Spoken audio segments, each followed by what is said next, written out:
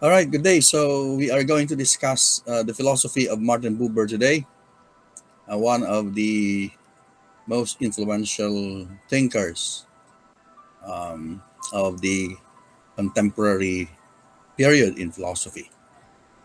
So, um of course, Martin Buber is well known for his philosophy of dialogue, the I It and the I Thou, his notion of the interhuman.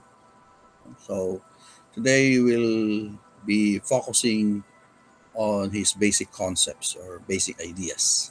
Right. So let's start with just a very brief introduction on Martin Buber, especially his life. Mordecai Martin Buber was a Jewish existentialist philosopher. He was born on February 8, 1878 in Vienna, and he was brought up in the Jewish tradition, particularly by his grandparents. His parents separated when he was very young. So, in his early childhood, he lived with his parents in the house over the Danube River. But at 3 years old, the serenity of his childhood was disrupted when his mother literally disappeared. She left them, no? So, without leaving a trace, and this broke the home of his childhood. And because of the separation of his parents, Martin Buber was sent to Jove, where he lived with his grandparents, his paternal grandparents. Solomon Buber, Martin Buber's grandfather, was an eminent scholar who passed to his grandson, the young Martin Buber, his interest in Jewish scriptures and philology. His grandmother, Adele Buber, is a cultivated and self educated lady who was well versed in Jewish and German literature. Karl Buber, his father, was a wholly sentimental man from whom Martin learned the importance of relationship or the interhuman dialogue. And this interhuman dialogue is that sense of active, responsible contact which could arise to full reciprocity. So, relationship that could be fully mutual. Now, in his brief autobiography, um, Meetings, Meetings, that's the title of the autobiography, Buber remembered two images from his childhood that remained with him in his entire life. The first one is the memory of the house in Vienna, where he spent his first 3 years. So you can imagine at 3 years old, Martin Buber has already this memory of his early childhood. So he can already remember his early experiences in that house in Vienna. And the second is a tragic recollection of his parents' separation, which happened when he was just 3 years old. When he asked the girl who was looking after him about his mother, the girl answered, "She will not come back, or she will never come back."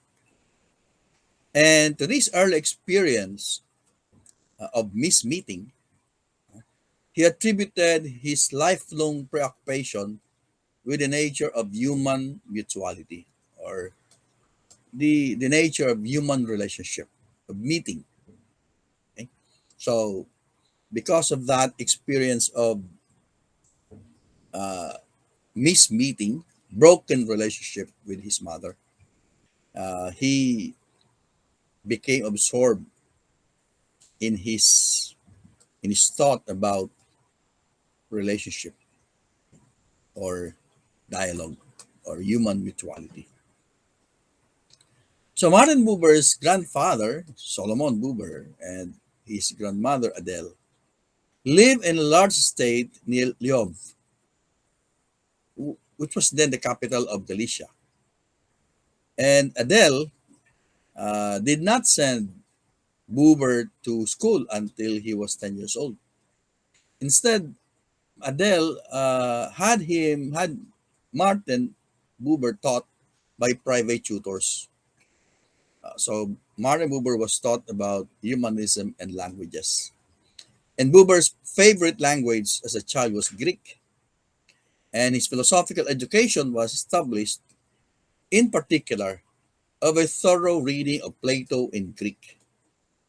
So imagine 10 years old was already reading Plato in the original Greek. So at a young age, he could speak German, Hebrew, Yiddish, Polish, English, French, and Italian. And of course, in addition to these, he could read Spanish, Latin, Greek, and Dutch. So he can speak and read many languages. Now, Buber spent his first year of university studies in Vienna, which was the city of his birth and of his early childhood. In Vienna, he found a unique culture, a mixture of German, Jewish, Slavic influences. And while he was studying in Vienna, he adopted the Viennese style of writing and speaking. And during his first year as a student at the University of Vienna, Buber occupied himself with literature, history of art, and of course, philosophy. In the winter semester of 1897 and 1898, he studied at the University of Leipzig. And in the summer of 1899, he studied at the University of Zurich. In Leipzig in Zurich, he attended the lectures in philosophy, history, history of art and literature, psychiatry, Germanics, classical philosophy, and even national economy. And he also attended lectures of the Austrian physicist and philosopher Ernst Mach, the German psychologist Wilhelm Wundt, the father of structuralism in psychology, and the German psychologist and philosopher Karl Stamp. As a student, he was particularly oriented to the natural sciences and was enthusiastic about psychiatric clinic. He studied the philosophy of Nietzsche, Kant, and the Neo-Kantian philosophy. Neo-Kantian philosophy was the accepted and predominant philosophical system during his time. And he was also influenced by the existentialist thought in the early years of his life. The more prominent existentialist philosophers are, of course, Kierkegaard, with whom he partly agreed to the idea of the single one, as opposed to the idea of the masses. And then, of course, he was influenced by Nietzsche, whose emphasis on the concrete and wholeness of being enriched his thought and phenomenology, with its emphasis on time and on the personal standpoint in observing personal experiences. We know that the personal standpoint is one of the uh, marks of not only of the existentialist thinkers, but most importantly by the phenomenologists led by, of course, by Edmund Husserl on the first person standpoint. In 1900, Buber was appointed editor of the Die Welt, the official organ of the Zionist movement. Zionist movement is it's a movement of the Jews of Jews who were longing to return to their homeland, to Jerusalem, to Israel, to Zion. Now, in 1903, he founded together with James Weissman another journal, the Der Jude. And throughout his life, Buber continued to promote an understanding among Jews of the richness of their cultural heritage. However, he urged his fellow Jews not to identify Zionism with purely political goals, because for Buber, Zionism is religious and cultural. He, they have religious and cultural aspirations aside from the political aspiration of returning to their to their land, to Israel. Now, in 1904, he encountered the writings of Baal Shem Tov, one of the first Hasidist storytellers. And Hasidism would be one of the most important formative influences in the life of Martin Buber, in the career of Martin Buber. So later, Buber decided to withdraw from Zionism, and because of some conflict with the leadership, he broke up with the group and concentrated on the study of Hasidism. He actually devoted 5 years of his life studying and translating Hasidic texts. Now, in 1923 came his most famous work, The I and Thou. It was published in 1923, no? Published earlier than the Being in Time of Martin Buber. Martin Heidegger's Being in Time was published in 1927. So the I and Thou came uh, several years before the Being in Time of Heidegger. In 1925, he was appointed to a lectureship in Jewish religious philosophy at the University of Frankfurt. So if he was a lecturer, he was just a providacent at the time.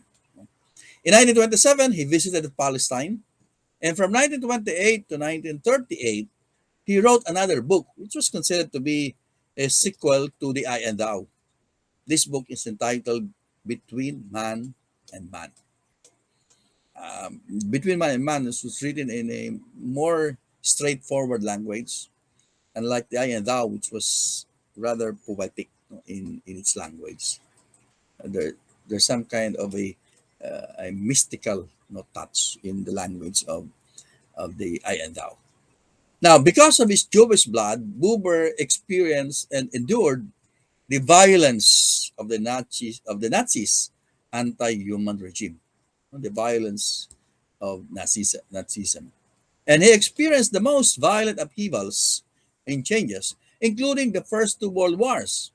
The First World War, the Second World War, in no, 1918, 19, 1918, if I'm not mistaken, the First World War erupted, and then of course in the 1940s,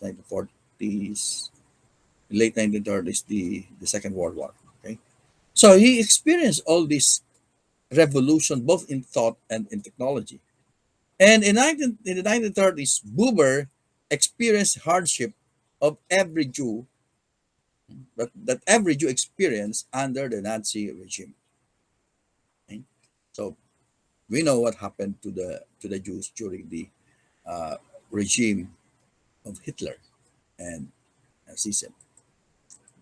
Now, in 1938, he accepted the chair of social philosophy at the Hebrew University, and in March of that year, 1938, he went to Palestine together with his wife Paula.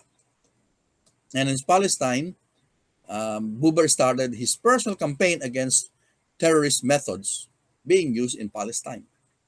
And at the same time, he continued to voice his concern at the plight of the Jews in Nazi occupied territories. And he called on his fellow Jews to regard the Arabs as their partners.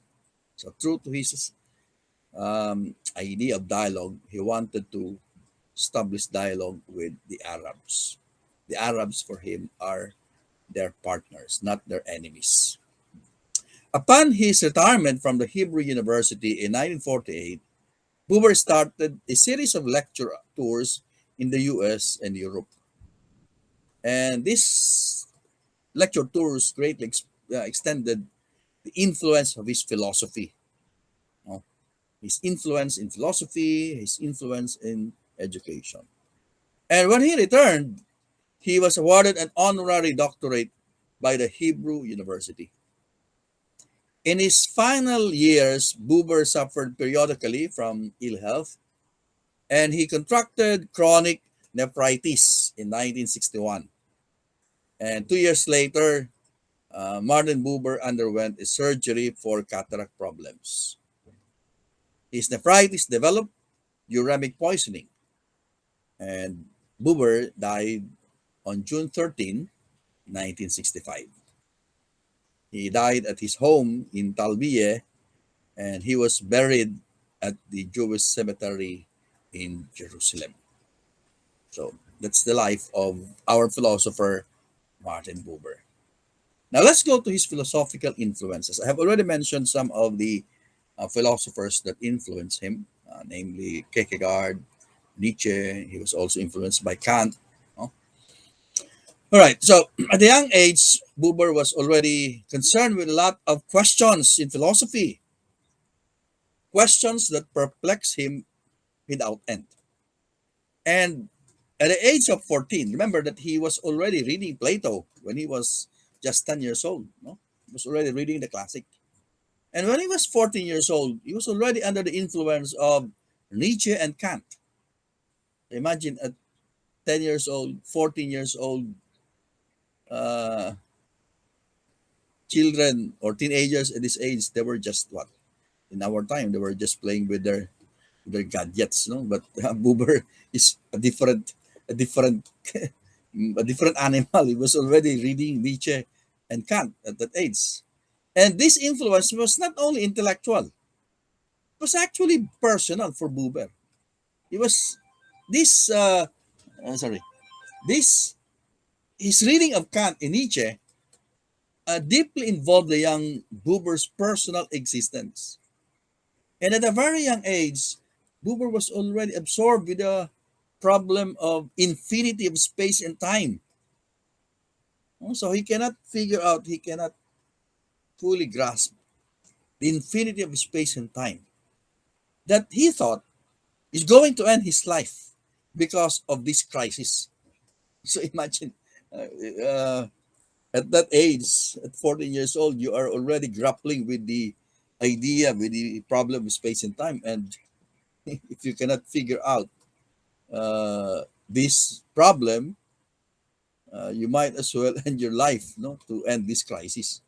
Okay, so that only shows how deeply absorbed Buber was in philosophy, no, especially about this question in philosophy. But with his readings of Kant, he was helped out of this crisis. So he got an answer from Kant. No? Although Kant's book Prolegomena to all future metaphysics, no, the Prolegomena, an introduction to future uh, metaphysics. It was intended, of course, for for for serious philosophy students, not for kids like him, no, not for a 14-year-old. But just the same, Buber read this Prolegomena, no, and through this book, he came to the view that space and time are nothing more than formal conditions of our sensory faculty, the categories of the mind according to Kant. And they are not real properties that adhere to things in themselves, but they are a priori forms, the a priori forms of our sensory perceptions. These are the formal conditions by which we understand, we grasp the world of phenomena. So these are the categories of the mind according to Immanuel Kant. So this they are not external. No? They are the time and space are categories of the mind by which we try to understand the data we receive through our senses. Okay, so according to Buber, Kant's philosophy, and I quote, exercise a quieting effect on me because it presented at the time a kind of, again, quotation mark, philosophical freedom. Also, he was helped out of this crisis with the infinity of space and time. Now, so at this moment, there appeared to Buber the intuition of eternity, an intuition that even at the end of his life, he held as the most remarkable achievement of man, no? The intuition of eternity. So eternity is not endless time. No, eternity is not endless time. It is being as such, which is beyond the reach of all the finitude and infinity of space and time. So with this, he got the glimpse of the possibility of a connection between man and the eternal. And this will actually foreshadow his dialogue with the eternal Tao. Okay, so eternity. So eternity is not endless time, but rather the possibility, being as such, which is beyond all finitude and infinity. This actually makes possible our connection with the eternal. Okay, the eternal Tao. Of course, the eternal Tao is God. Now, but this rationalistic insight offered by Kant was overshadowed by Nietzsche with his most impassioned, but we can say the least philosophical book, The Das Spoke Zarathustra, which Buber translated into Polish. And this book of Nietzsche, Das Spoke Zarathustra, with its grandly willed and splendidly expressed philosophy, took possession of him. So again, once again, the very poetic and flowery language of Buber. And I quote him. He said, I say, took possession of me. For here a teaching did not simply and calmly confront me, but a willed and able, splendidly willed and splendidly able utterance stormed up to and over me. In other words, this book of Nietzsche really confronted him, really took possession of him. So uh, Martin Buber was very impressed with that book of Nietzsche, The Das Spoke Zarathustra. So Nietzsche, again, in that book, offered a dynamism and a creative flow of life force that held the young Buber enthralled throughout the period of his earliest writings. Okay? So really, it really absorbed, um, it really influenced, Buber, this writing of Nietzsche. Now, the influence upon him of Nietzsche's view of time as an eternal return had kept him from a very different view of time and eternity. Time for Nietzsche was not an endless line stretched out into the infinite, like what he had been tormented for for the last few years, no? When he was confronted with infinity of space and time. It was an infinite and essentially circular sequence of finite periods of time, which are like one another in everything, so that the end stage of the period goes over into its new beginning. So it's actually more of an affirmation of this present life. Okay? That we have to affirm this life to make it go on and on. The end of this life is another beginning. Okay? So that's the eternal. So in other words, uh, we should not look for a way out of this, no, but rather we have to embrace this life, no, as a kind of recurring, no, a recurring event. So, but although the young Buber was indeed a passionate Nietzschean, the mature Buber would later dismiss Nietzsche's conception of time, which Nietzsche considered to be the most abysmal teaching or not a teaching at all. Buber's deeply rooted religious ways and thought also found enrichment in the philosophy of Nietzsche. And the dynamism of Nietzsche's philosophy, with its concern for creativity and greatness, and its emphasis on the concrete, actual, the wholeness of being, enriched Buber's thought. And while Kant's influence on him foreshadowed Buber's later dialogue with Eternal Tao, the influence of Nietzsche set him on a long road that led up to it, to the Eternal Tao. Now, because Buber was a Jew by descent, he's a Jewish, no, a full-blooded Jewish. He also absorbed the intense and mystical faith and piety of the Jewish tradition, particularly Hasidism. Now, remember that he studied Hasidism, devoted 5 years of his life in the study of this. But he first encountered Hasidism in his childhood days. Buber remembered that every summer, his father Karl would bring him to their estate in Bukovina to a nearby village of Sadagora, which was the seat of the dynasty of the Sadikim. A Zadik is a teacher, a teacher or a master, a Jewish teacher or Jewish master. However, it was his grandfather Solomon, who was, as we have mentioned, a scholar,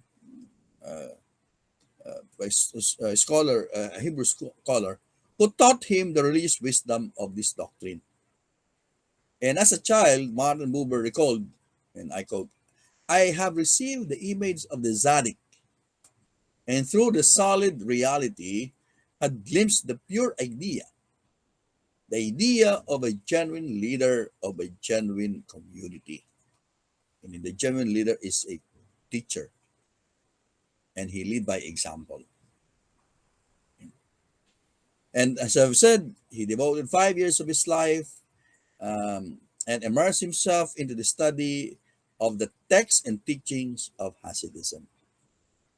And he actually did this by retiring from his public life.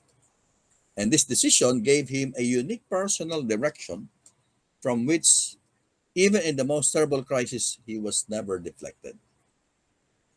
So the religious anchor of Buber in his Jewish faith is actually through Hasidism. The Hasidist tradition was the chief formative influence of his life, and Hasidism appealed to Buber because of its emphasis on joy, love, meeting, and relation with God and fellow man, the present hour, prayer, and true self. The Hasidist redemption lays in devout works, loving deed, fervent prayer, and single-hearted devotion to God and man in the common life. God's glory can be found in all things, and man must live a life of holiness, life of joy, a life of purity in this world. And Buber stressed that Hasidism does not mean turning away from one's fellow man and from the world in order to be totally devoted to God. So this is not a kind of, according to Buber, not a kind of private mysticism, but a communal mysticism, a kind of religiosity that is anchored on communal relationship. No? It's not that we have to retire to the forest, no, and be a mystic there, but there is a communal mysticism. We can be joyful. No? It's a mysticism of love, of joy, and prayer. Hmm?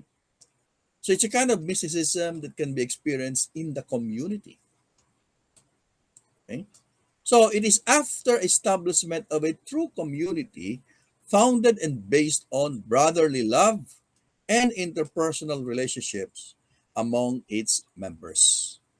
So we can see here in Hasidism the early influence, no, in the thought, in the philosophy of Martin Buber, especially when he talked of relationship, genuine dialogue, you know, reciprocity, and so on and so forth, because that's what he got from from Hasidism. Now, another thinkers who influenced Kierkegaard, we have already Martin Buber. We have mentioned Kierkegaard and Dostoevsky, and of course Martin Buber. These are the three most important intellectual and spiritual masters for Buber. They are, by his account, the meant most to him, but his intellectual relation had been many-sided and complex with this philosopher. Because although For example, he agreed with Kierkegaard about the single one. For Buber, it's not just about the single one. No? Meaning, for Kierkegaard, the single one is the person who has achieved the religious life, that he has already abandoned his life to God. No? Remember the faith of Abraham. Okay, but for Buber, it's not just to be a single one. We also have to establish relationship with our fellow man. So for Buber, relationship is triadic, no, not just self and God, but it should be self and fellow man. So, and of course, we have seen that although he agreed with Nietzsche on some points, but he was also critical of Nietzsche on some other points. So again, going back to Kierkegaard, he found the importance of direct. With Kierkegaard, he agreed with Kierkegaard that we have to have a direct relationship with God. No, that the individual must constantly risk all in the concrete uniqueness of its new situation, and this process emerges as a genuine person, no, establishing a relationship with God. But we also have to, for Buber, we also have to establish relationship with others. So he stood firmly with Kierkegaard with the latter's insistence on being a single one, no? Not allowing oneself to be swallowed by the crowd, no? That we have to live a life of faith, a life of trust, that the single one is the person who finds himself. So Buber agreed with him that man should realize the image of God through having become, or to through becoming a single one. No? So to become a single one is to fulfill the first condition of all religiosity, and that a single one the single one relates, corresponds, stands up to God, and that we can only have relationship and dealings with God if we are a single one, or if we stand completely trusting God. But Buber came up with his own understanding of the single one. Because for Buber, the single one, the purpose of the single one is to enter into a relationship, into a relation. For the real person can have a complete relationship, not just with God, but with others. Not just with God, but with others. So for Buber, Kierkegaard's becoming a single one is not meant Socratically. It is not intended for the right life. But for Buber, to be a single one is to enter into a relationship. And that relationship could be a relationship not only limited to God, but to our fellow man. In fact, we also relate with the world. That's why becoming a single one, or having that strong faith in God, does not mean that we have to retire from the world. It's a kind of private mysticism, but a communal mysticism, meaning we have to live in the community, okay? Enter into a relationship with the eternal Tao, is God, and our fellow man, the the finite Taos. So here we can see that Buber refused to limit the relationship of the self to itself, or only with God, and against Kierkegaard, who insisted that man should essentially speak only with God and himself. Buber stressed that the fundamental relation is triadic: self, God, and other. So he refuted Kierkegaard's stand that the relation of the single one is simply exclusive. So it's an exclusive relationship between man and God. Okay? The relationship of the single one, of man, is triadic: God, the self, God, and others. So he pointed out that the real relationship with God cannot be achieved on earth if real relationship with the world and mankind or fellow men is lacking. Relationship with the other human beings is possible only in terms with real relationship with God. So he referred to Jesus in the Bible, who, when asked about the greatest commandment, answered that we should love God with all our hearts, with all our minds, and with all our souls, and that we should love our neighbors as we love ourselves. So it's not just about loving God, but it's also loving our fellow men. That's very Jewish, no? Because even in the Old Testament, no? That summarizes the law, the Mosaic law. No? Love God with all your heart, with all your souls, with your all strength, and we should also love others as we love ourselves. So that's the two most important laws. Okay, now let's go to the character of Beberian thought. How can we describe his philosophy? Okay. Now, first that comes to mind is that, and this is very, of course, very common, very popular among Buber scholars, is that his philosophy is dialogical and relational. Remember, as we've said, he's known for his philosophy of dialogue. So man is a being in relation, and as man is capable of, he must enter into a living relation with others. Man is better understood in the realm of the between, one of the key concepts in the philosophy of Martin Buber. Actually, the title of the other book that we have mentioned is Between Man and Man. So he said, only man with man provides a full image.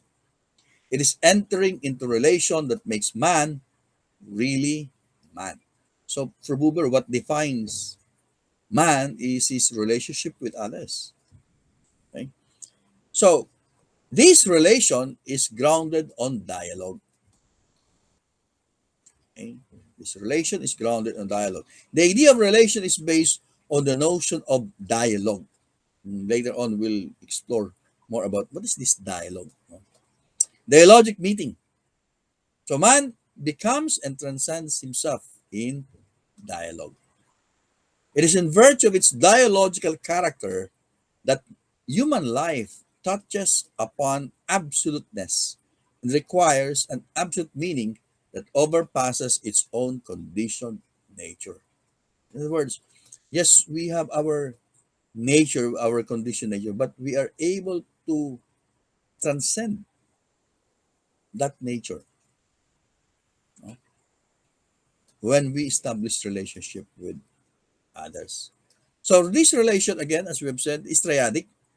The dialogic is not limited to man and fellow man or man and God. It should be between man and between man and God. So that's the fundamental triadic relation. Self, God, and other. Actually, that other is not just limited to fellow men. No, some scholars of Buber extend this other to nature, to the environment, no? Even to animals, no? Because the animals, we can also establish a relationship with the animals, although it's on a different level, no? Um, not on in the level of language, because the animals do not talk back to us. So authentic human existence is living a dialogic life, and Buber distinguished two types of human relationships: the I it and the I thou. So again, another very famous words of Martin Buber, terms of Martin Buber: I it and I thou. So human being possess this twofold attitude towards the world, indicated by the primary words I it and I thou. Actually, for Buber, the I it and the I thou, they manifest our attitudes. Okay? They express our attitude towards other people. So he said, the I it or the I thou should not be taken as separate words, but rather as a word, no? That indicate words that indicate the kind of relationship that we establish with our fellow men based on our attitude. So, what is this attitude? So, the first, the attitude, the I eat attitude is characterized by objectification, by control, manipulation. So, we try to objectify people, manipulate people, control people.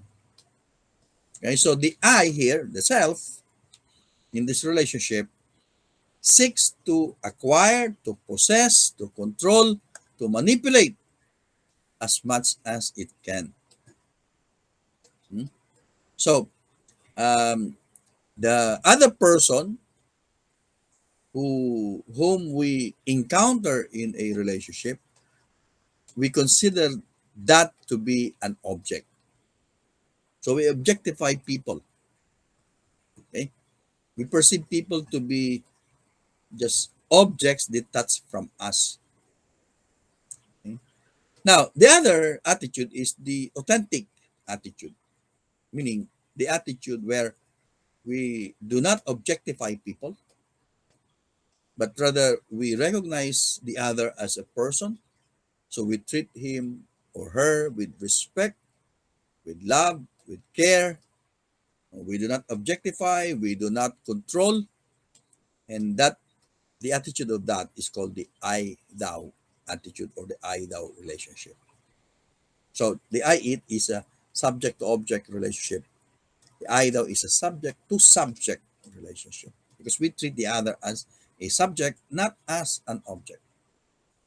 So here in this relationship, in the I thou relationship, people come together and encounter one another on the deepest level possible. This is the sharing of selves, according to Buber.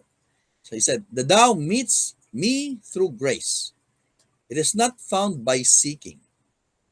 By my speaking of the primary word Tao, no, Tao to it, to the other person, it is an act of my being. It's indeed the act of my being. The I Thou is a meeting not only of minds, but of souls, of wills, of that which resides at the core of one's being. So when we say thou to another person, you are sharing the mystery of your being. You are responding to the totality of self to the thou who is addressing you. You are meeting one another on the level of spirit. So for Buber, the I thou relationship is a profound, deep relationship and which is based on mutual respect, no, mutual generosity, acceptance, etc. Now, another character of the thought of Martin Buber is that it is religious. It's not just relational and theological, it is religious. Because for Buber, the religious man is actually a religious man, and vice versa. So many scholars consider his philosophy to be under religious existentialism, not just theistic existentialism, no, but a religious existentialism. Because here we see that man is essentially oriented to God. Okay, that man is essentially related to God. That God is not just a person; he actually is an eternal Dao. Eternal Dao because we consider him to be a partner in that relationship. Eternal because, of course, uh, he will always be there. No, he will not end. He will always be constant. So here we see life as a summon and sending. By the way, the term to stand up, standing up, stand over against me, it means to enter into a relationship, no? Or to enter into a relation. So there is always the summon and sending, meaning there's always the invitation. No? There's always that appeal, the invitation to a relationship. Okay, so every man has his unique being as a gift from God, and it is his responsibility to realize it in its wholeness. So, for Buber, God created us out of His love, because He, and out of that creation, because of the creation, He invited us into a relationship. So, man's relation with God is one of dialogue. Dialogue here, by the way, is not just conversation. Dialogue has a deeper meaning for Buber. It's actually about sharing yourself, okay? Sharing yourself to others, offering yourself to others. So it's like God sharing, offering himself to man, and vice versa. So the religious man commits his whole being in God's dialogue with the world and stands firm on this dialogue. Meaning, you have to be, uh, you have to be deeply rooted in that relationship, in that relation of dialogue. Again, he said, God made no tool for himself because he needs none. He created for himself a partner in the dialogue of time. So when God created man, he created man for him to have a partner in relation. In this dialogue, God speaks to every man through the life which he gives him again and again. And therefore, man can only answer God, can respond to God. Because when God created man, he actually invited man to have relationship with him. Okay? And of course, the appropriate response of man to God's invitation is to enter into that dialogue. Okay? And he can only answer God with his whole being, with his whole life. In other words, you have to be totally devoted to that relationship, no? Your whole life to God. The way in which he lives this given life. The basis for all statement about faith is the dialogical relation of trust, not the belief in some dogmatic contents or some dogmatic teachings, as Buber viewed Christian theology. Because according to Buber, uh, the centerpiece of Christian theology is the dogma, the dogmatic doctrines. Of course, that's how Buber see Christianity, when he compares that to the Jewish faith, the Jewish faith of trust. Right? But that may not be very accurate, no, because as a Christian, we know, or me, for example, as a Christian, I know that it's not just about the dogma. Because we also establish relationship with God. When we pray, we're not just reciting, the prayers. We also establish this trust, this faith in God. Okay, so well, that's how he viewed Christian theology. So one can believe that God is and live in his back. He who trusts him, meaning God, lives in his face. Trust is proving trust in the fullness of life, in spite of the experience course of the world. So the point of Buber is that we have to completely trust God. We have to completely trust God in our life. So religious faith does not result from the mindless recitation of religious formulas and from the adherence of unintelligible liturgical routines, but from the total commitment of one's being, of one's life to the eternal Tao, to God. Although he may be referring here to Christianity in general, but uh, I don't think it applies to all the Christians, because Christians, especially devout Christians, they're not in the church just for this mindless recitation of religious formulas. Of course, that's not the case. There's no statement about God which does not at the same time state something about man.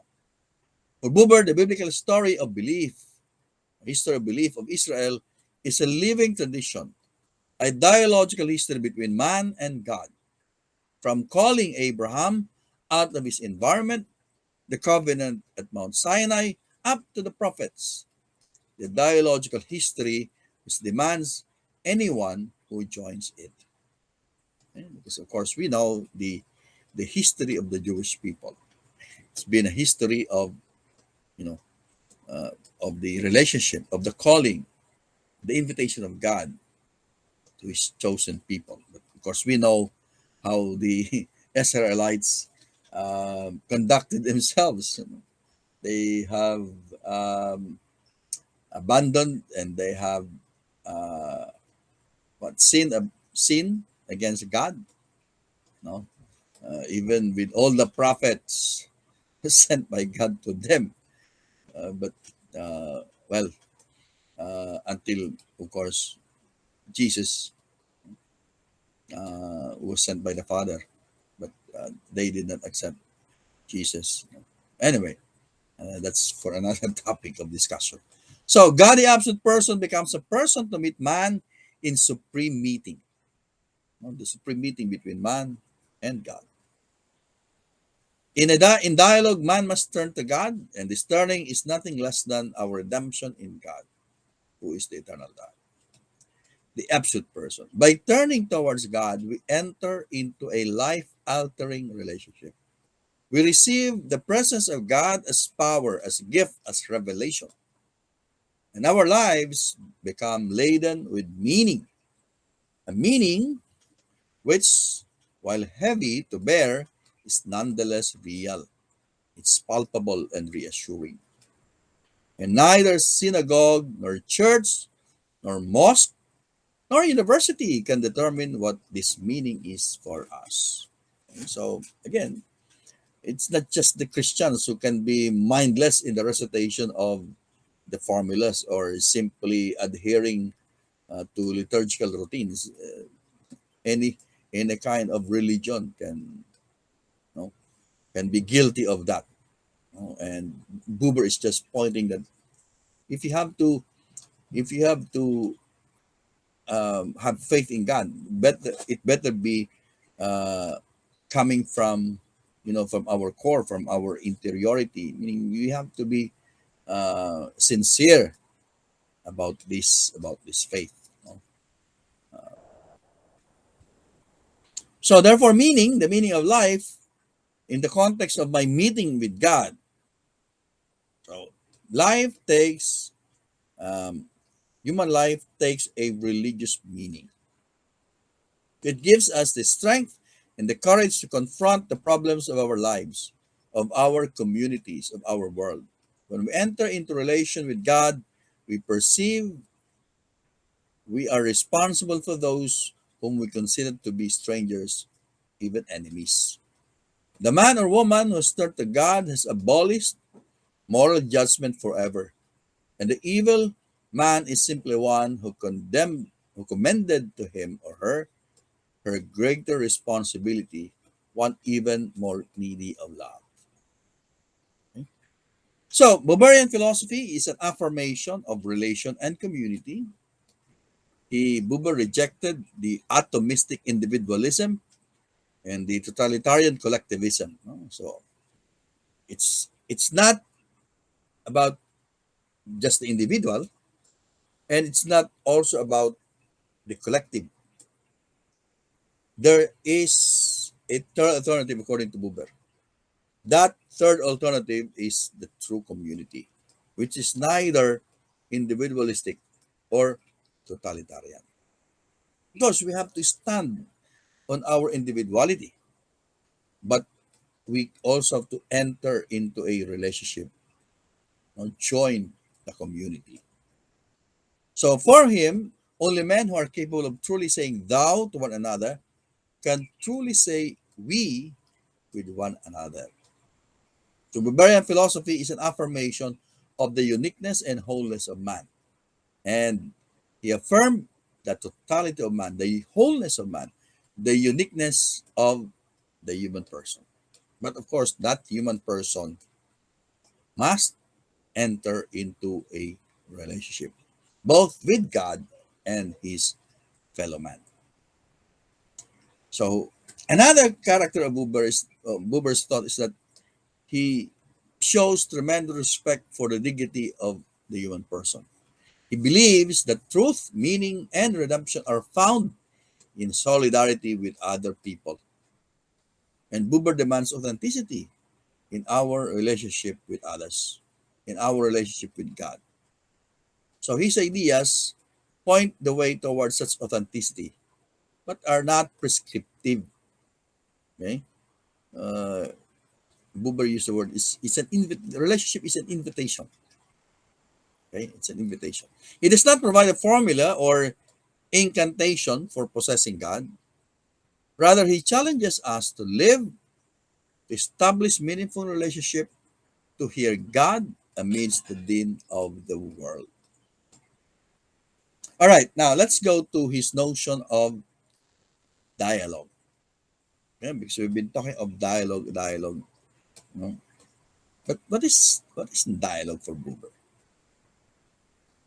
So his notion of dialogue has been applied in religion, in psychology, in education, the social sciences, and many other branches of human knowledge, many different aspects of human life. So it is one core concept that stands out more than any of his other ideas. He's known for his philosophy of dialogue. Right? Now, Buber has a very unique understanding of dialogue. He wrote, and I quote, "For a conversation, no sound is necessary, not even a gesture." In other words, you don't have to speak, you don't have to move, you don't have to act for a conversation. Now, what is the conversation? This conversation is not actually, you that we talk with one another. No, it's a different kind of conversation. Is that there is a kind of dialogue which happens outside the confines of speech and gestures. So there can be a dialogue, there can be a relationship, even if we don't talk, even if we don't move. He said the life of dialogue may dispense with speech and communication, but it has as its minimum constitution one thing: mutuality of inner action. What is this inner action? In other words, that should be something that is internal. And that internal inner action should be mutual, reciprocal. So what is this mutuality of inner action? Now, to explain that, let's talk about what Buber calls the three ways of perceiving the other or perceiving a man. No? So when we look at a particular person, how do we perceive this person? How do we look at this person? First, there is the perception of the observer. So the observer is wholly intent on fixing the observed man in his mind. Try to note, he tried to fix his attention on probably the physical appearance, the gestures, traits, expression, etc. So we are very attentive. We focus our attention on these, externalities. That's the observer. Second is the onlooker. So if the observer is very particular with, details of the person, maybe the color of, you know, the physical appearance, etc. The onlooker is not at all intent with all these details. Rather, he takes up a position which let him see the object freely and awaits what will be presented to him. So he does not pay attention to these specific traits, but to his existence. Okay? To his that he's just there in front of me. So you try to the look is it's like if you have the what do you call this? The meron. In Tagalog, meron. Uh, if there is An accident, for example, if there is an event, they are there, just you know, passively observing, looking at what will happen. Okay, that's the onlooker. That will be just an audience. So the observer and the onlooker regard man before them as an object to be observed. Okay, to be observed, or to be looked at. Okay? And this object, the other, is always seen as somebody or something that is separated from themselves. Okay, so they are just there in front of me, for me maybe to observe and just to look at. But there's another kind of perceiving a man, according to Buber. There is also the moment when a man meets me about whom there is something I cannot grasp in an objective way. Meaning, I may not focus my attention on his traits, okay?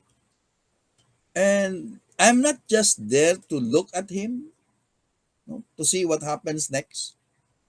But Buber said, it says something to me. The saying is not always, again, to say is not always to speak words, right? Speech, no. He said, it says something to me that enters my own life. And according to Buber, this is real speech. Why? Because this is the speech that reaches my inner being. This person who is in front of me is not my object. An object to be described, an object to be manipulated, an object, to be looked at. But rather, I am aware of his presence in my life. At that very moment, he is present. I recognize his presence, not necessarily his traits. I can be mindless. I may ignore all these, all these details. But I am aware of his presence. Right? When you meet somebody and you greet somebody, they're actually showing that you recognize his or her presence. And this way of perceiving, according to Buber, is becoming aware. Becoming aware of what? It's actually becoming aware of the presence of another person. So even when you are not speaking anything, when you're not doing anything, but you recognize the presence of that person, that he is there, that you don't ignore. No, normally nowadays we tend to ignore people. We ignore their presence. Okay? They're trying to get our attention, but we just ignore them. We just dismiss them. We cancel them. Right? Right. So, for Buber, there are three kinds of dialogue.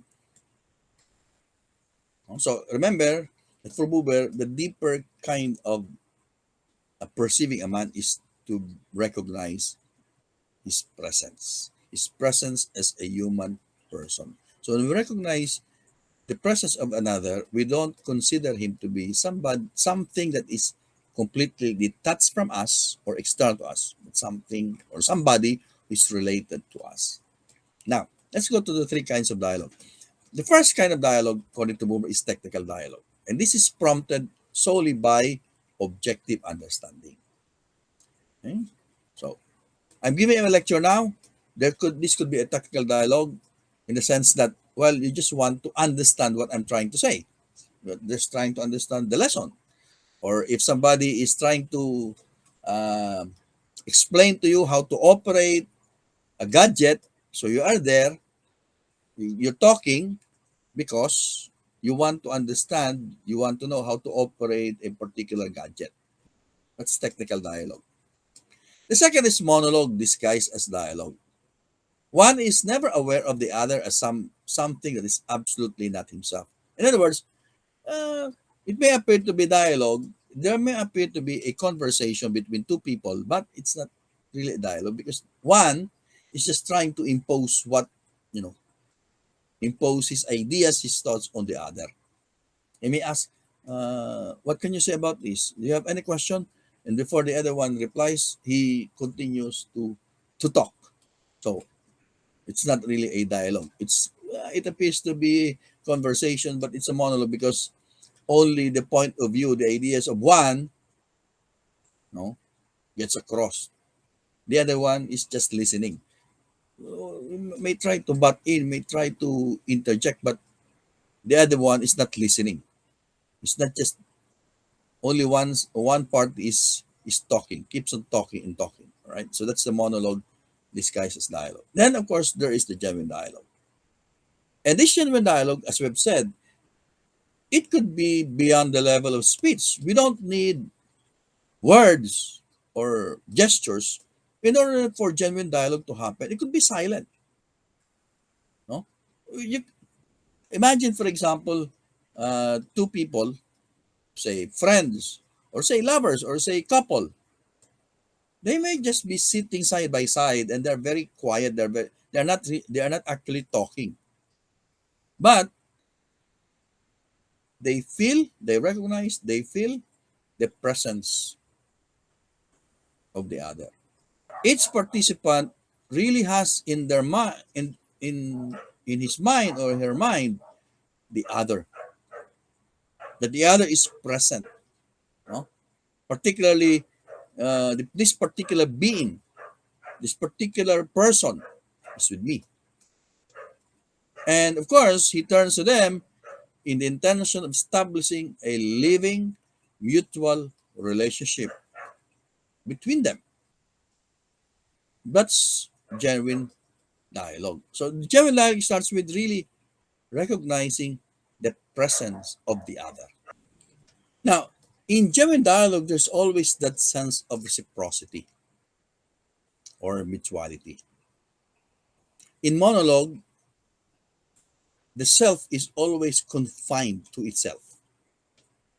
No? So it may appear to be a kind of dialogue, but in monologue, there's always that, that it's always the self, always me, me, me, me. So that's monologue. The contrast between monologue and genuine dialogue must not be confused with contrast between egoism and altruism. Here, people who are absorbed in social activity but have never spoken from being to being with a fellow man, because you may be altruistic, but well, people can be altruistic, they can be absorbed in social activity, but they're actually absorbed of themselves. So they are doing the social activity not really for the other, but for themselves. Maybe propaganda, pogi points, right? So people can be altruistic, but they are not honest with their intention. The intention is just to maybe manipulate people, maybe influence other people. So it's not really dialogue. It's not genuine dialogue because you're not speaking from your own being. To speak from own being is to means that you have to be honest and sincere. No, some people may engage in social activity, may engage in what in charitable work, be altruistic, but they can also be full of themselves. So it's still a kind of monologue. The basic movement of dialogue is turning to the other, recognize the other. Okay. If you look at someone and address him, you turn to him. And to turn is to really recognize, to be aware of the other person. He said, of course, with the body, there is a gesture, okay, but with the requisite measure with the soul. Meaning, there should be really a genuine concern, sincerity. People may turn to other people, may show sincerity or concern, but In reality, it's not. No? Hindi bukal sa kalooban. No? So the basic movement of monologue is not turning away as opposed to turning towards, but reflection. What is this reflection? In monologue, the self may turn towards the other, but after turning towards the other, it returns to itself. So it's always self-referential. So you help the other person, but the real objective is to, gratify, satisfy yourself, to praise yourself at the expense of the other. That's reflection. It goes to the other and returns to itself. So it's selfless. Sorry, it's selfish. No, it's selfish. Reflection is different from egoism or egotism. It's not that man is concerned with himself, but rather considers, enjoys, and idolizes himself. It is when man withdraws from accepting with his essential being another person in his particularity. So he may let the other exist only as his own experience, only as a part of myself. So in this way, dialogue becomes fiction. So it's not just about being concerned with oneself or idolizing oneself. Reflection is actually that you turn to the other, but you are not really concerned with the other. You try to, what do you call this? You try to make the other part of yourself, or you use the other to glorify yourself. Okay. Now let's go to the realm of the between. So what is this realm of the between? No? In Tagalog, siguro pagitan, no? Namagitan. The fundamental fact of human existence, according to Buber, is man with man. Man with man. Between man and man. And one particular characteristic of the world is that when something takes place between one being and another, there's always that remainder. Something remains. So the between is that sphere, that realm, which is established every time that there is a meeting or a relationship between one person and another person, between man and man. And according to Buber, that's where the third alternative must begin, meaning not the self, not just the individual or the collectivity, but the relationship between one person and another person. And in that relationship, according to Buber, there's always that remainder.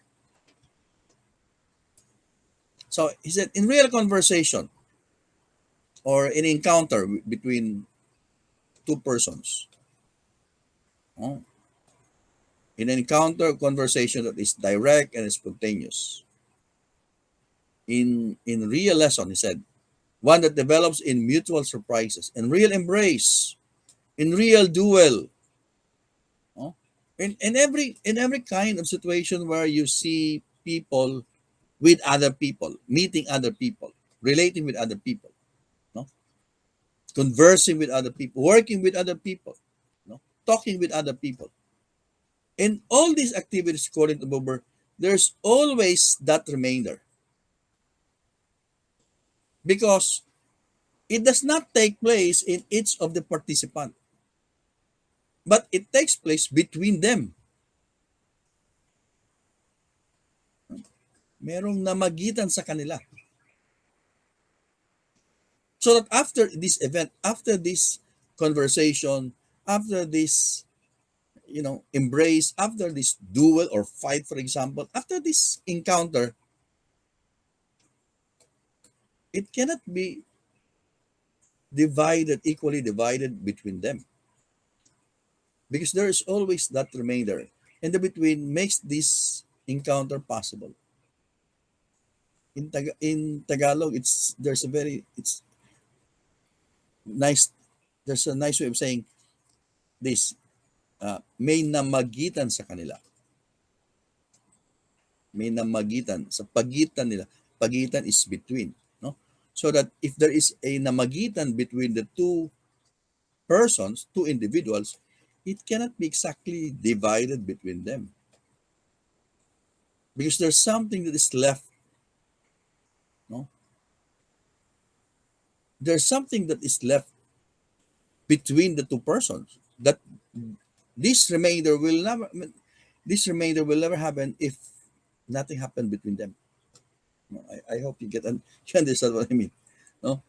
So if I and another come up against each other, interact with each other, converse, encounter, talk, right, act with other people, play with other people, right, there's always that remainder between them or between us, my partner in that encounter. The totality of the interaction cannot be exactly divided because of that remainder. That is what is essential, what remains. This fact exists even in the tiniest and the most transient, the most what? Um, let's say the smallest, okay, events that enter into our consciousness. So this reality provides a starting point for a genuine philosophical anthropology, according to Buber. That anthropology that recognizes the relationship between man and man. But if we want to understand who man is, we should take note, we should stress the importance of the between man and man. So the essence of man, which is special to him, can only be known in living relation, in the I-thou relationship. We should not consider man only as an individual, because he said, if we consider man only as an individual, then we see of man just as we see the moon. And if we consider the collectivity, we see of man just as we see the Milky Way. But if you look at the sky, you see the network of different objects all related to one another between this particular uh, celestial body and another celestial body. Just to use an analogy, right? So in human existence in man, there's also that relation or connection between man and another man. There's always that realm of the between. So only man with man can provide a full image. Only man with man is a complete outline form. Consider man with man, we see human life, dynamic, twofold, the giver and the receiver. He who does and he who endures. The attacking and the defending force. The request, begged, and granted. It is always both together, completing one another in mutual contribution, together showing forth man. So that for Buber is a genuine philosophical anthropology. That is an anthropology that recognizes not just man alone, but man and his fellow man. All right, now let's talk of this man as a subject of relation, because this is where Buber discussed the nature of what is man. He said, man is not just a being in the world. No? Of course, obvious reference to the Heideggerian notion of Dasein. He is a being with others. He's a being in relation. And man should be distinguished from objects. Man is unique. He's a unique subject. So when you say subject, that means man has an interiority. Okay? He has an inner self. So this is a central theme in Buber's philosophy. To recognize the value of the human person as distinguished from things and from objects. And that this person, this human subject, is able to enter into a relationship with others, both with God and his fellow men. So for Buber, man is not a being in isolation, but a being in relation. So Buber defined man as that being who is able to have complete relationship with God, with nature, with his fellow human beings, no? With everything that comes, into his own world. And man is able to have an authentic and meaningful existence only through his living relation with others. So if some existentialist philosophers talk about authentic relationship or authentic existence rather, authentic existence in terms of, say, Sartre talks of freedom as the basis of authentic existence. Uh, for Martin Buber, the basis of authentic relationship or authentic existence is entering into a genuine relation with others, into entering into a genuine dialogue with others. And we, as we have said, this relation is triadic: with God and with fellow man. So man has a triadic living relation, a threefold living relation. So man's relation is, of course, in relation to the world and to things.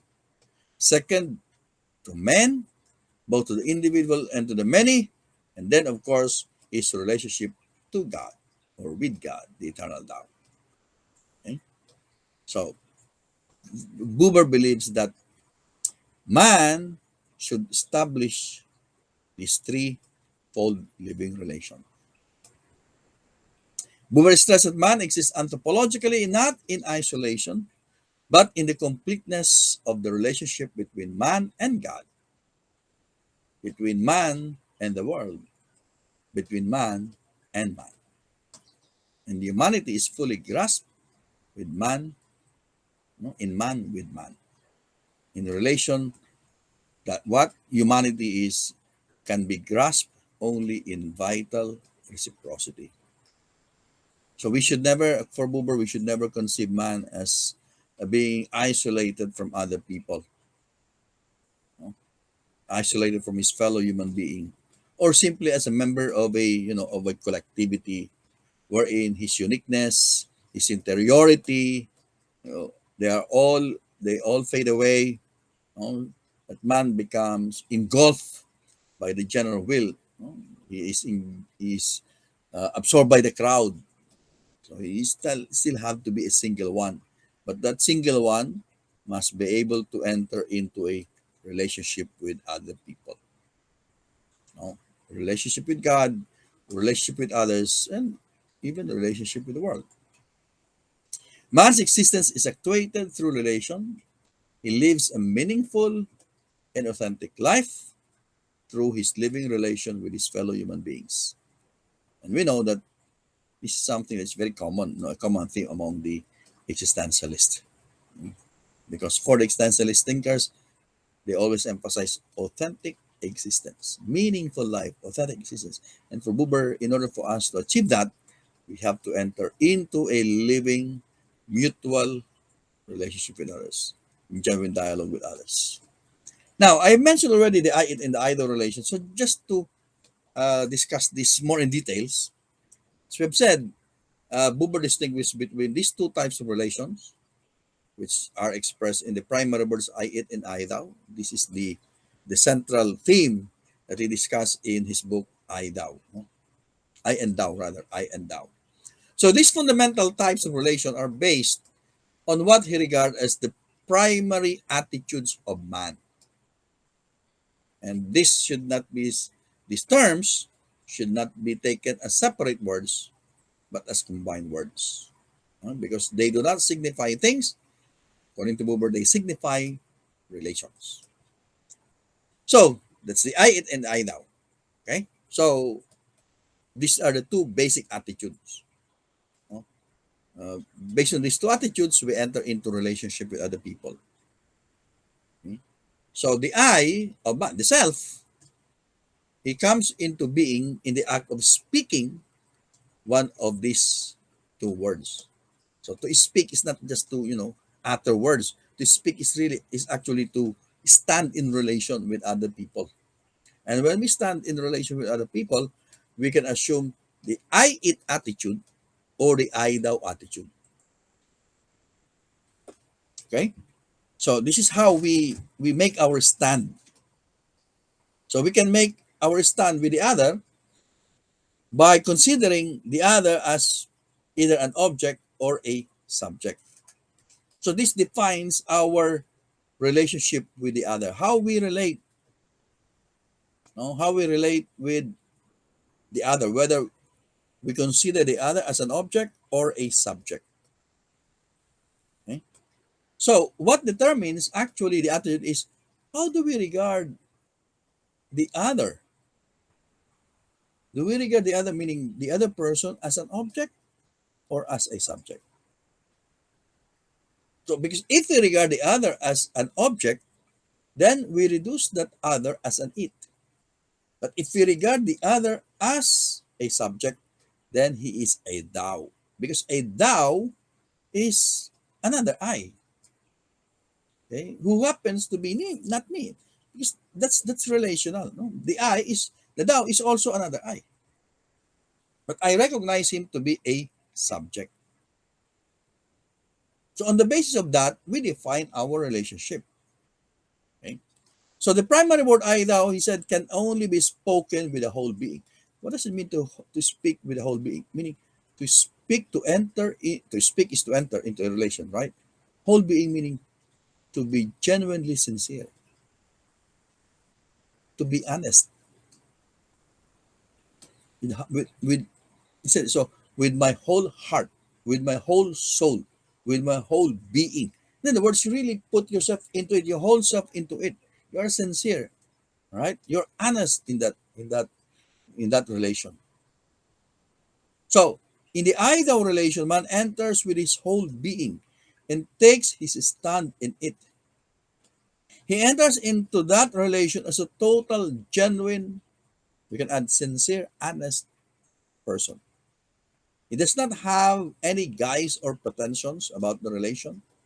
He does not have any interior motive or ulterior motive, but the desire to establish an honest to goodness interpersonal relation. In the I it relation, on the other hand, he enters not with his whole being, that is, not as a person with honest and genuine intention.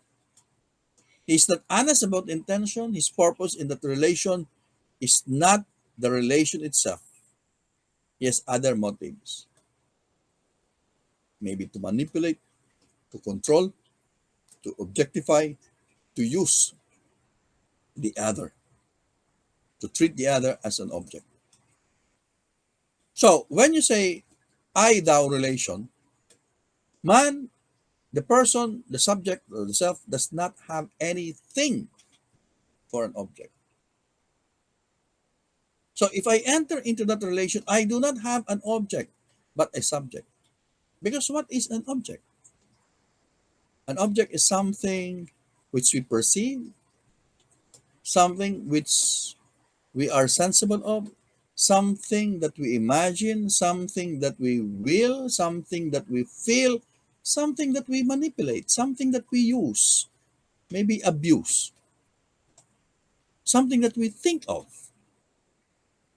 But in the ideal relation, it is not a relation of man to object. Okay? It is in that relation, the subject does not have, or the self does not have an object to perceive. The self does not have an object to feel, or to think of, or to think about, or to manipulate, or to use. Rather, he has a fellow person towards whom he stands in relation. Now, all else, according to Buber, belongs to the world of it. So the Tao established the relation of the world of relation, genuine dialogue. The I Tao, the I in the I Tao relation, the relation is direct and mutual. No foreknowledge, no system of ideas, nor fancy intervene between the I and the Tao. In this relation, there is no aim, no anticipation, nor lust. The I Tao relation or the I Tao establishes the world of mutual relation. The I Tao mutually affects each other. Said my Tao affects me and I affect my Tao. I give myself to my Tao and he in turn gives himself to me. I lend my ears to him, he lends his ears to me. Gives my he gives I give him my attention, he gives his attention to me. Now, I may not give him something material, something that will sustain me in life, but according to Buber, the Tao teaches me to meet and relate with others. He helps me to see the other life. So the word of Ida may not offer me anything material. It may not give me something that will sustain me in this earthly life. Unlike the it. No, if I have the I eat attitude, I objectify everything. Okay, it helps me manipulate things, even people. So if I have that I eat attitude, you know, I can be objective, and by being objective, I can manipulate things.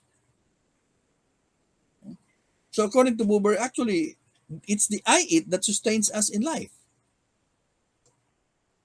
But he who lives with it alone, he said, it's not it's not human. So is it wrong to establish an I eat relation? No. It's natural to have I eat relation. It's natural to perceive what exists around us simply as things. It's normal. No? It's normal for us to perceive what happens around us as events, to observe, right? The observer, the looker, it's normal. Okay? So, to man, this world can be objectified. It can be objective. We can objectify the world. And in that sense, the world can be ordered. It can be detached. It can be a reliable world. It is organized and it will always have something to offer us, right? So, it is his object and will remain to be as long as he wishes it to be. So, of course, we can consider the world to be what? To the world to be material, the world to be physical. We objectify the world, and it will sustain us. But we have to balance because with it, we cannot meet others in it.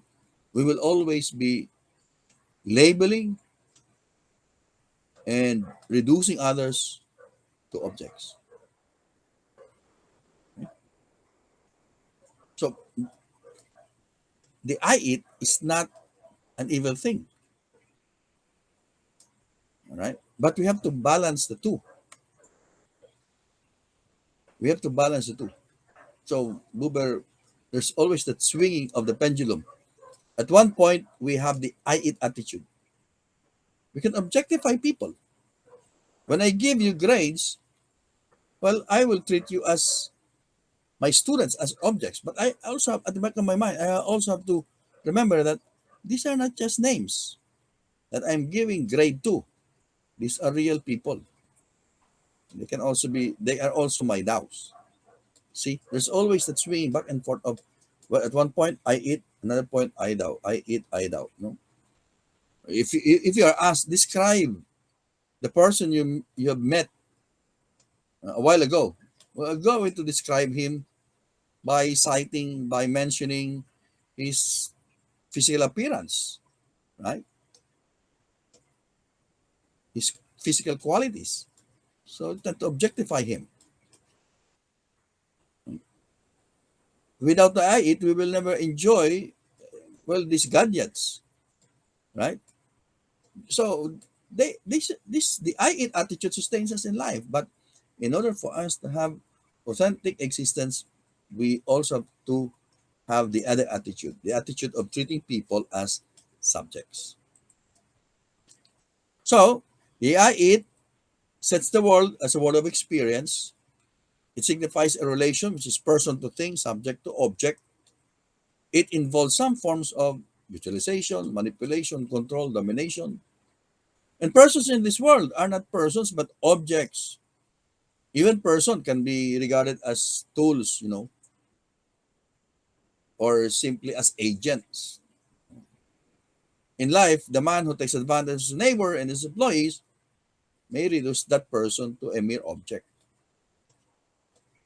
So we have to respect people because they are not just, you know, data or figures.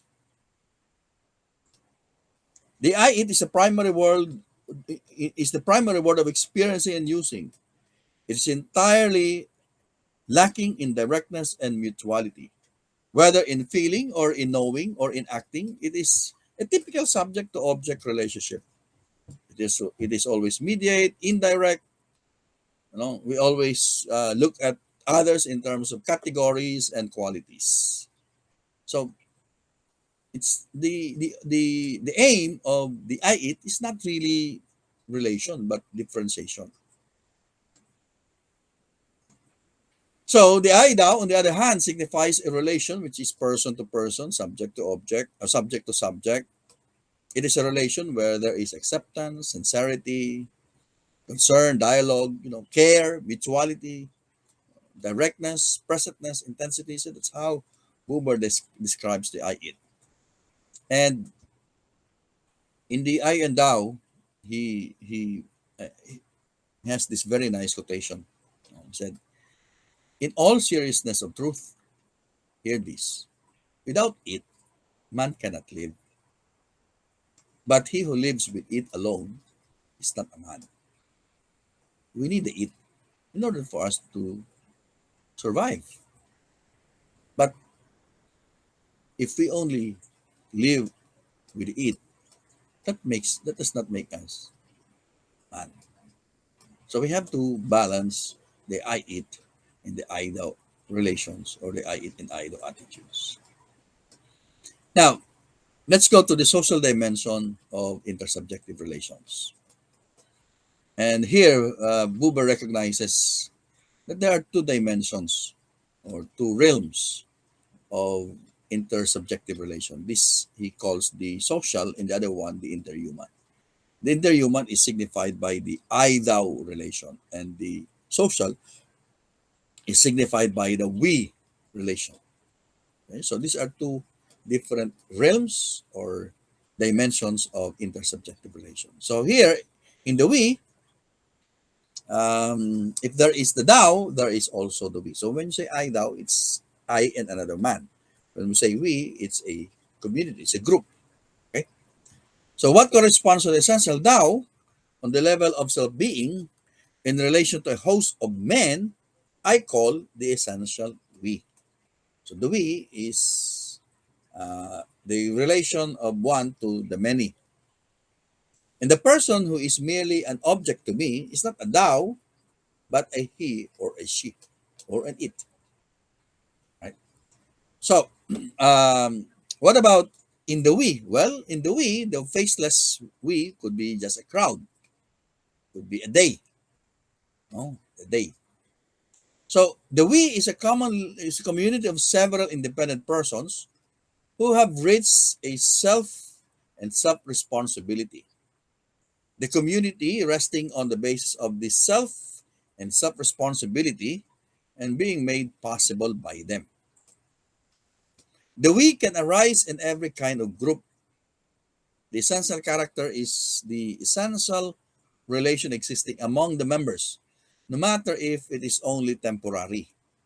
There must be essential relationship that exists among the members of that community. So, what is essential in the genuine is the genuine communion among the members, the openness of one another, and when the members set aside their differences in order to work for a common goal or a common good. So, what defines the we is the common purpose, the common goal. But of course, there may be the community, okay, the we relation, but that includes a potential I thou relationship because within that community, within that we relationship, an I thou relation can blossom. Okay, but it's important for the we relationship for the community to have this common interest, common goal. So the we belongs to the realm of the social. It belongs to the social because it's a social community. Although, as I've said, it includes a potential I thou relationship. Okay, but we don't dissolve. No, I mean we don't what do you call this? We don't dissolve one for the other. In other words, within the we, if there is a thou, it should never dissolve the I thou relationship in favor of the we. Right. So there are what do you call this? Uh, they have to coexist, so to speak. So to live together and be bound up only means that each individual existence is contained and enclosed in a group existence. There is a feeling of belongingness, just like in any association or organization. So the we relation can arise, can have. We can have that in a class, in an organization, in a community, in a neighborhood, what, uh, in an organization, in a party, and so on and so forth. So that's the we relation. Now, the interhuman and the dialogue. So aside from the social dimension, there is the inter interpersonal dimension, meaning the interhuman. Okay? And Buber emphasized this interhuman dialogue because he said it's usual to ascribe to the social realm whatever takes place between man and man. No? When there is a relationship between man and man, we always say that's social. No? Even Aristotle said man is a social animal because of the relationship that exists between one and another man. But according to Buber, no. Aside from the social, there is another layer of relationship. That's the interpersonal or what he called the interhuman. Okay, so the interhuman. So uh, it's some people may reduce everything to the social, no? And he actually accepted that he also fall he has fallen into this kind of idea that everything that happens between man and man is always in the realm of the social, no?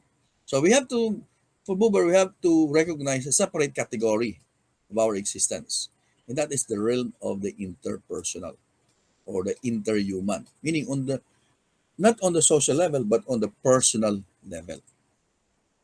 Okay? So here in the interhuman, it goes beyond living and sharing experiences together, just like in the we relation. It goes beyond belonging to a particular group. It goes beyond just sharing our goals, sharing our ideas, because in the interhuman there actually a personal relation that exists between one person and another person. So the essential thing is that each one in that relation, in the idol relation, regard each other as a unique individual. No? So we go back to to the idea of genuine dialogue, that we respect the person as a person. In the sphere of the interhuman, the participants of both partners is indispensable participation. No? That is that the partners confront each other, meaning they stand in relation with each other. There must be there must not be any form of utilization, objectification, control, manipulation, because that happens, then it's no longer an either relation, it becomes an I-it relation. So he regards this to be the life of dialogue, the interhuman as a life of dialogue. There is mutual sharing of our inner selves. Again, he distinguished this from the technical dialogue or from the dialogue, monologue disguised as dialogue. So there must be a mutual, a reciprocity that exists between the partners. But before we can establish this life of dialogue, remember that we have to establish first that kind of perception which Buber called becoming aware. And again, what is this? That to become aware is to recognize this person saying something to me, to recognize him as a unique person, to recognize, to respect his presence, to be aware of his existence, to be aware of his presence. No? Not to focus on just on his qualities or physical traits, or not to be an onlooker, but to really establish that honest, sincere relationship with him, to recognize, to be aware of his presence or of his existence. So dialogue becomes possible, or the mutual, genuine dialogue becomes possible when two are mutually aware of each other as persons, when they mutually become aware of each other's person or presence. Okay? So the limits of the dialogue, according to Buber, is the limits of our awareness. Meaning, if now we reduce the other person to an object, then we become aware of him not as a person but as an object. So there cannot be a genuine dialogue if we only recognize the other as an object. No? We objectify the other. However, Buber admitted that it is common for man to be an object of observation and to be just an observer. No? But because we are human beings, we are able to impose limits to our objectification. No? So again, what I mentioned about the pendulum, the swinging back and forth, no? Objectify, object, subject, I eat, I thou, the swinging back and forth of this attitude. So the challenge is always to not to remain in the I it, not to always objectify, but to also recognize that the other is a thou. But how can this be? Buber talked of the elements of the interhuman. Because these elements they make the interhuman or genuine dialogue possible. Right? And he listed three. If you think about it, there could be more, but he listed three. These are being, personal making present, and unfolding. So let's discuss them one by one. He distinguished between being and seeming. Buber said that the essential problem of the dialogue is the duality of being and seeming. And he said there are two kinds of existence. The one proceeds from what one really is, and the other proceeds from what one wishes, no? What one wishes him to be. So in other words, in being, we present our true self, the one we really are.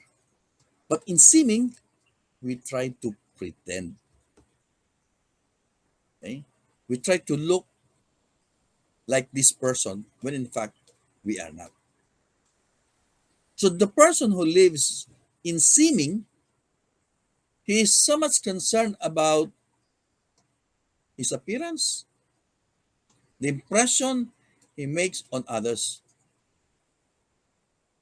So they will always produce these appearances, this mask. They pretend. They want to conceal their real self. They pretend to be this kind of person when in fact they are not. Okay? So they project this kind of image, an image that they want to impress on other people. So they're not presenting their real selves. Okay? They live in the world of seeming. They wear masks. They are pretenders. Okay? But there are also those who live in the world of being. In other words, they're not so much concerned about the impressions that they make on others. They do not pretend. They do not put on false appearances, or they do not try to impress people. They do not wear masks. They present their real selves. They're honest and sincere. According to Buber, they live in the light of truth. Right? So, how do they relate to other people? Those who live in the world of being, in the light of truth, well, they will relate with other people in the most natural and spontaneous way. No reserve. They're honest and sincere. They don't hide anything about themselves.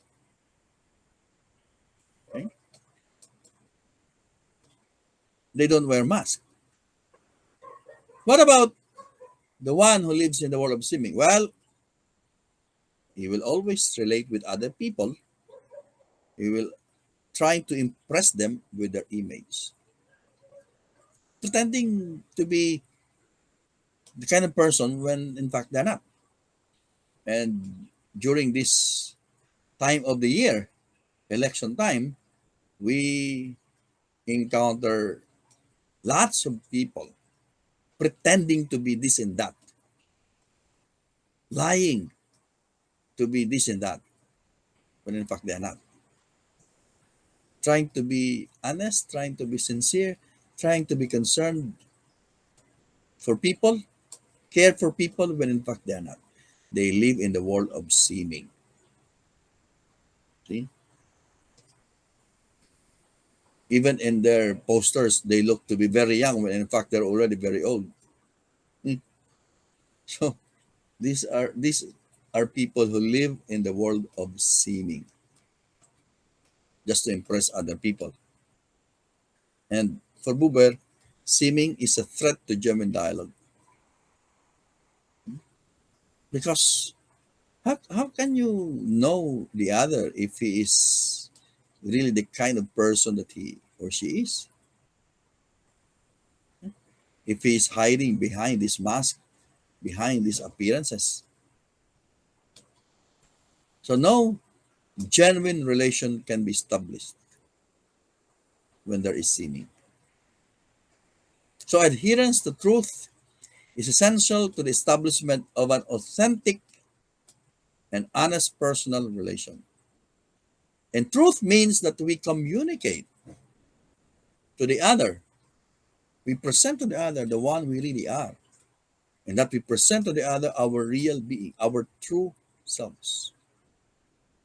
And we must not allow seeming to creep into our relation with others. Buber said, to yield to seeming is man's essential cowardice.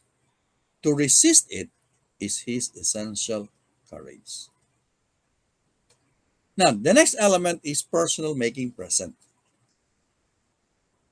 And another important presupposition for the establishment and the rise of genuine dialogue is the affirmation of the other, no? The other person as a unique and distinct individual of personality. We have to accept the other, no? The other as a person who is the bearer of of his beliefs, of his ideas, of his convictions. Even though at sometimes we may disagree with him. No? So, in other words, we may not accept his ideas, his beliefs, probably his political convictions, but we need to respect him as a person. If genuine dialogue is to really be established. So at a certain point may offer opposition to his beliefs and to his personal conviction, but what is essential for Buber is that we accept the other as a person. We accept the other against whom we struggle. Okay? So, this is the true meaning of confirmation. Confirmation that I confirm my partner as this existing unique being, even while I oppose his ideas, I oppose his conviction, oh, maybe his political ideas. So it's true, Buber noted that it now depends on the other whether genuine dialogue can arise between us. But I must trust him and suppose that he is also ready to deal with me as a partner.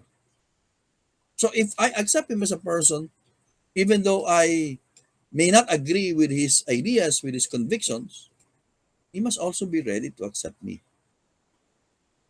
No? Even if he may not agree with my convictions or ideas. But before I can confirm the person, my partner, I must first be aware of him as a person. I must recognize him as a person. No? And to be aware of something is to experience it as a whole without reduction or obstruction. To be aware of a man in its strict sense is to experience him as a person gifted by spirit, as a unique person. So the respect is not addressed to the ideas or to the conviction, but addressed to the person. No? We may disagree with a lot of things, but just the same, I respect my friend. I still accept him as a person. However, this awareness is impossible if my partner remains to be an object of my contemplation and observation. If I objectify him, then I cannot, it's impossible for the confirmation to happen. It's impossible unless I enter into a personal relation with him, unless he becomes personally present to me. So, what is this personal making present? That is to make the other present to me, meaning to imagine the real, to put myself into his own shoes, to imagine, to think how he is wishing, how he is feeling, how he is thinking, how he is perceiving. I put myself into his own shoes. Imagine if I am in his own shoes. How will he feel? How does he think, perceive, etc.? So the realm of this genuine imagining is the particular real person who steps out to meet and confront me, whom I can attempt to make present to myself just in this way and not otherwise, his wholeness, unity and uniqueness, and with his dynamic center. This making present enables me to experience the other side of the relationship without losing anything of my own reality. This is very similar to the sympathy or empathy that other philosophers are talking about. Put yourself into his own shoes. Feel how he feels. So, for Buber, this attitude of confirmation may not be unanswered. It may not be mutual. It may not be reciprocated. And it's possible for the dialogue to die. However, if there is mutuality that exists, then that interpersonal relation can blossom into a genuine dialogue. Can you imagine a genuine dialogue between a Lenny supporter and a BBM supporter?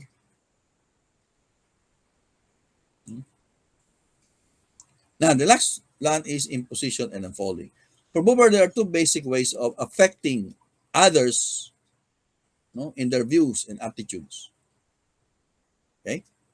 We can either impose ourselves, okay, impose, dictate on them, or we help other people to unfold, for them to recognize what is right for them.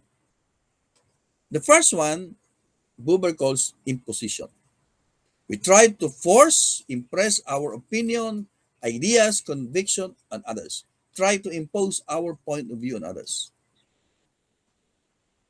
So that the other person feels that he becomes the result of the influence of other people. So it's no longer his own. Okay? He loses his own identity.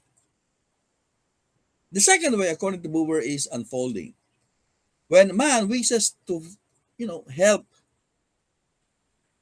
to assist the other to actualize himself, to help the other to recognize and actualize himself. So the other man, the other person has his own potentialities.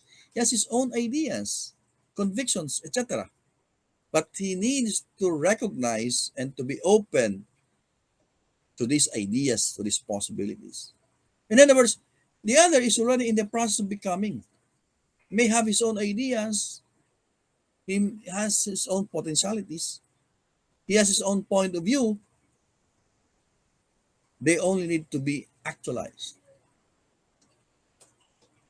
So, how do you teach, for example, somebody to recognize the truth?